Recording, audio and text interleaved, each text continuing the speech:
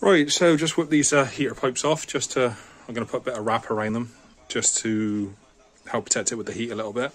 And now what I have got is plastic connections between pipes.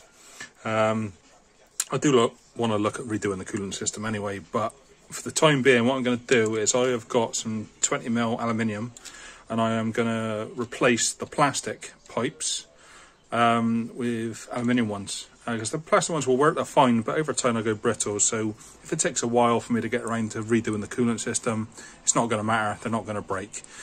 So yeah, I'm going to get some of those cut up to replace them, and then get the heater pipes say wrapped up to go back on. So that's the first job I think I'm going to do for today. Yeah, let me crack on with that. Okay, first stage done, got them wrapped up. Obviously left a little bit at the bottom short because I need to get the clips on. So yeah, let's whip these out then, and then I can measure them up and see exactly what length I need to make them.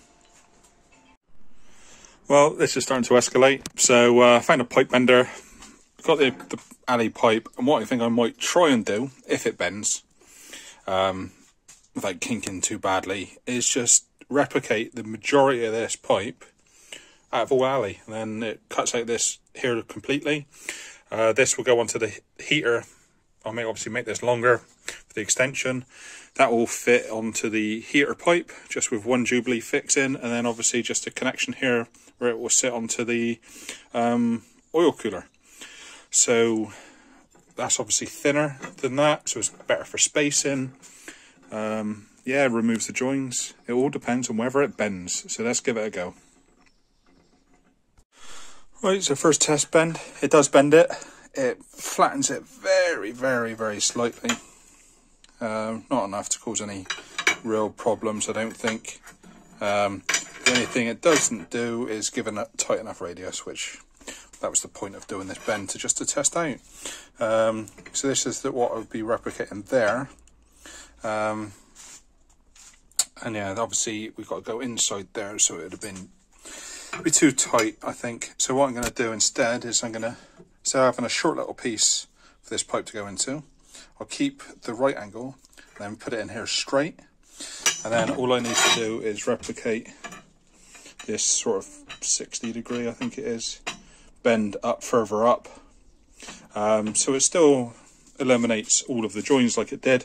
Just means I've got a bit of rubber right angle there instead of a little short straight piece. That's fine. I'll get measuring it up so I can get the bends in the right place, and yeah, get it bent and cut to size. And that's the pipe done. I'll probably just put a support bracket in here somewhere, probably just a P-clip, just to hold it a little bit more stable, but it's not so bad. So yeah, eliminates a lot of the problems of well, just having the failure points really. So yeah, I'll get on there. It comes down, a lot of space as it goes down there. Comes down the front underneath to the right angle here, which obviously connects into the cooler. So yeah, much better solution, happy with that. So yeah, I'll just, as I say, just get a bracket, finish it off. Yeah, job's a good one. So stopped in for a quick visit just to check up on bits and pieces, and I'll give it these coolant pipes a little more of a go. But what I've noticed is the brake fluid is down a little bit lower than where I left it. I left it right at a max just to keep an eye on it so I can come in and make sure it's not leaking. Now all of the clutch down there is absolutely fine, completely bone dry. But what I can see, we can't see it from up here, but underneath the brake or the clutch master down in there, I can see wet. So we've got a leak from in there somewhere. Now that is, well, look at how much space I've got. It's yeah, one of them things makes you wonder why you're doing these things.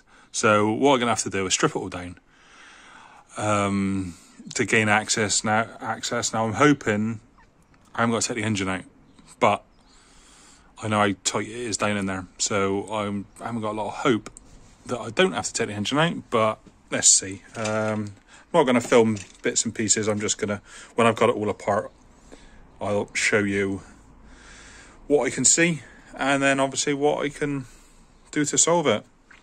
So yeah, this is going to be a fun, I'm not going to do it tonight, but probably come the weekend, I will strip this down, find out where it's leaking.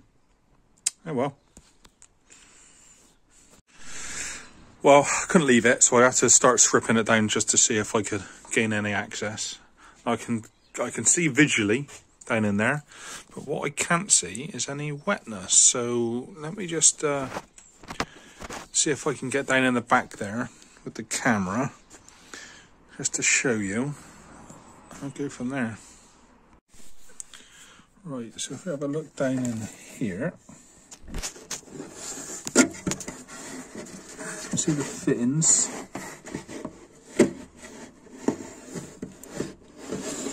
Down at the bottom there.